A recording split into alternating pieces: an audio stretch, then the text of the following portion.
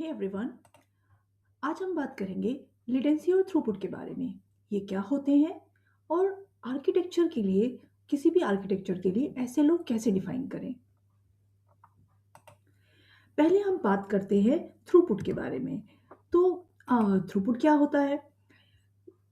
ये बताता है हमें कि गिवन टाइम में एक सिस्टम कितना काम खत्म कर सकता है। और मेजर कैसे करेंगे इसको?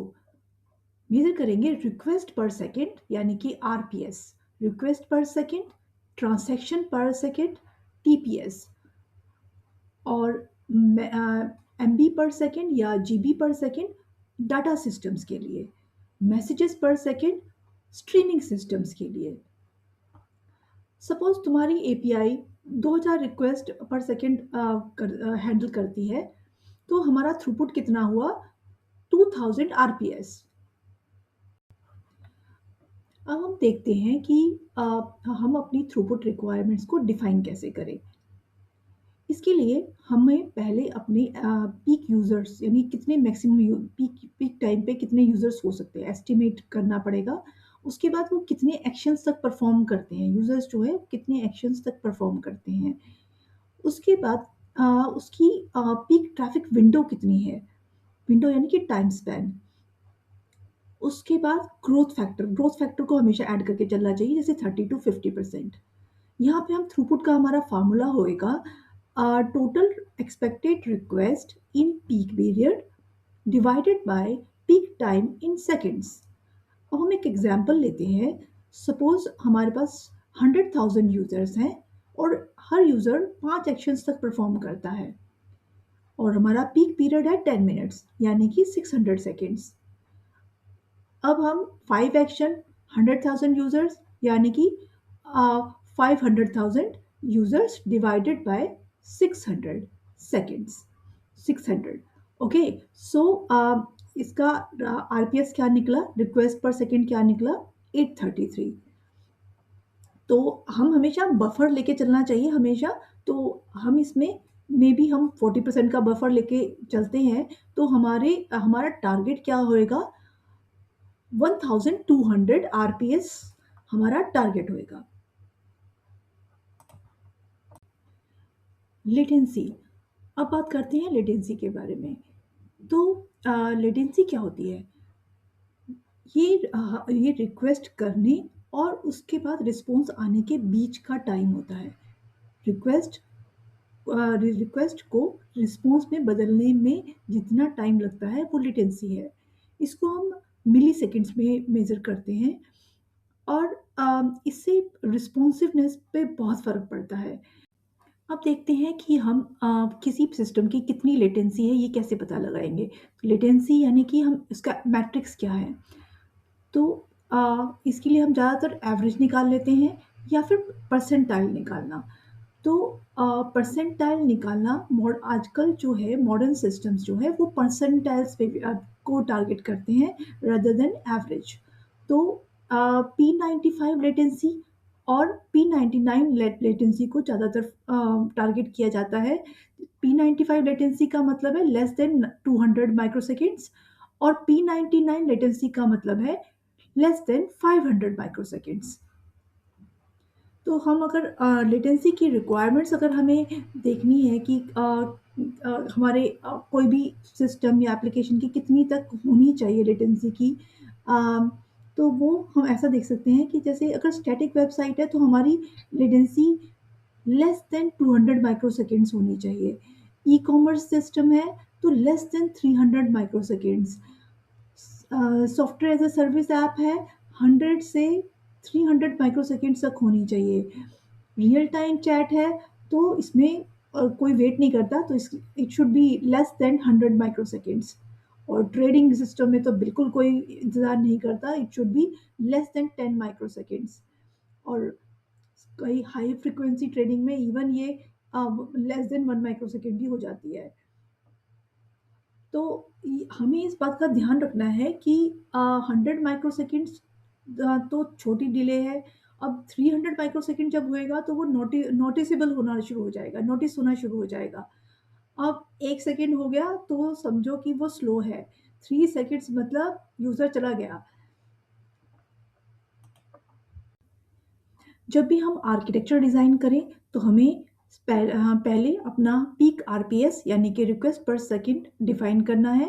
फिर लेटेंसी का एसएलओ हमारा क्या है, जैसे कि P95 या P99 वो डिफाइन करना है। उसके साथ हम 30 to 50% का बफर रख सकते हैं। और ये सब डिफाइन करने के बाद हमें हमेशा लोड टेस्ट हमेशा करते रहना है और हमेशा रीवैल्यूएशन क्वार्टरली करते रहना है। Amazon, Google, Meta, Netflix, Apple ये सब सर्विस लेवल ऑब्जेक्टिव्स को सीधा बिजनेस इम्पैक्ट से जोड़कर देखते हैं। ये लोग ये नहीं डिस्कस करते कि आरपीएस कितना हैंडल कर सकते हैं हम। ये ये डिस्कस करते हैं कि कितना डिले जो है, कितना मैक्सिमम डिले यूज़र कोई भी यूज़र जो है वो झेल सकता है। It's funny, but yes, they used to think about business impact. जो फांग सिस्टम है वो एवरेज लेटेंसी को प्राइमरी मैट्रिक नहीं समझते, उसे वो परसेंटाइल्स को यूज़ करते हैं। जैसे कि अ, अगर उनका एक एग्जांपल एसएलओ हम देखते हैं, जैसे टिपिकल यूज़र को हम कह सकते हैं वो उसका जो है परसेंटाइल होगा P50। तो P50 का मतलब है लेस देन 80 माइक्रोसेकेंड्स। अब सपोज स्लो यूज़र है तो उसको हम लेके चलते हैं P95 यानी कि लेस देन 150 माइक्रोसेकेंड्स। P99 यानी कि जैसे P99 हम टेल लेटेंसी को लेके चलते हैं तो वो भी हमें लेस देन 300 माइक्रोसेकेंड्स तक की होनी चाहिए। एरर रेट का हमारा टारगेट होना चाहिए लेस देन 0.1%। Availability always 99.99%। ऐसा क्यों इतने हाई टारगेट क्यों? क्योंकि जो 10 मिलियंस रिक्वेस्ट पर सेकंड को ये लोग हैंडल करते हैं, तो अगर 1% भी रिक्वेस्ट अगर स्लो हो गई तो 100,000 बैड एक्सपीरियंसेस हो जाएंगे पर सेकंड।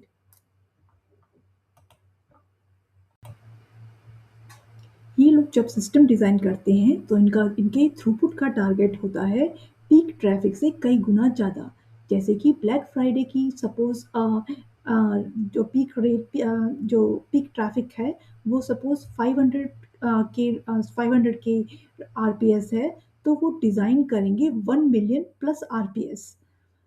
और ये लोग एज्यूम करके चलते हैं कि रीजनल फेलियर्स हो सकती हैं, ट्रैफिक शिफ्ट्स हो सकते हैं, फ्लैश क्राउड आ सकता है और रीट्राई स्टॉर्म्स हो सकते हैं।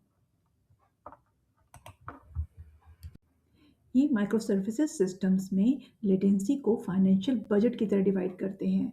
सपोज हमारा टोटल एसएलओ है 200 माइक्रोसेकेंड्स, तो डिफरेंट कंपोनेंट्स को डिफरेंट बजट असाइन किया जाता है। जैसे कि API gateway 10 microseconds, authentication service 20 microseconds, business logic 80 microseconds, databases 50 microseconds, network 40 microseconds. अब कोई भी अगर अपना बजट एक्सीड करेगा तो उसको उसको ऑप्टिमाइज करना पड़ेगा। तो इसे हम लेटेंसी बजट भी कह सकते हैं। ये कंपनीज थ्रूपुट को सिस्टम का थ्रूपुट नहीं मानती, ये थ्रूपुट को भी डिवाइड करती हैं। जैसे कि एज थ्रूपुट यानी कि CDN layer, API layer throughput, service to service throughput, database QPS query per second, cache hit throughput. For example, जैसे 2 million request per second at edge, 400K RPS at core services, 100K QPS at database, 80% cache hit rate। तो ये इनका target होते हैं, ऐसे इस तरह के वो टारगेट सेट करते हैं। ये अपनी एरर बजट सेट करते हैं। जैसे कि अवेलेबिलिटी हमने बताई 99.99%, इसका मतलब है 0.01% अलाउड फेलियर और 4.38 minutes down time per month. अगर इनका एरर बजट एक्सीड होता है तो ये फीचर रिलीज को रोक देते हैं और रिलायबिलिटी पे फोकस करते हैं। और ये लेटेंसी और थ्रूपुट को स्टेबल रखने के की लॉन्ग टर्म प्लानिंग और लॉन्ग टर्म के लिए सेम रखने की कोशिश करते हैं।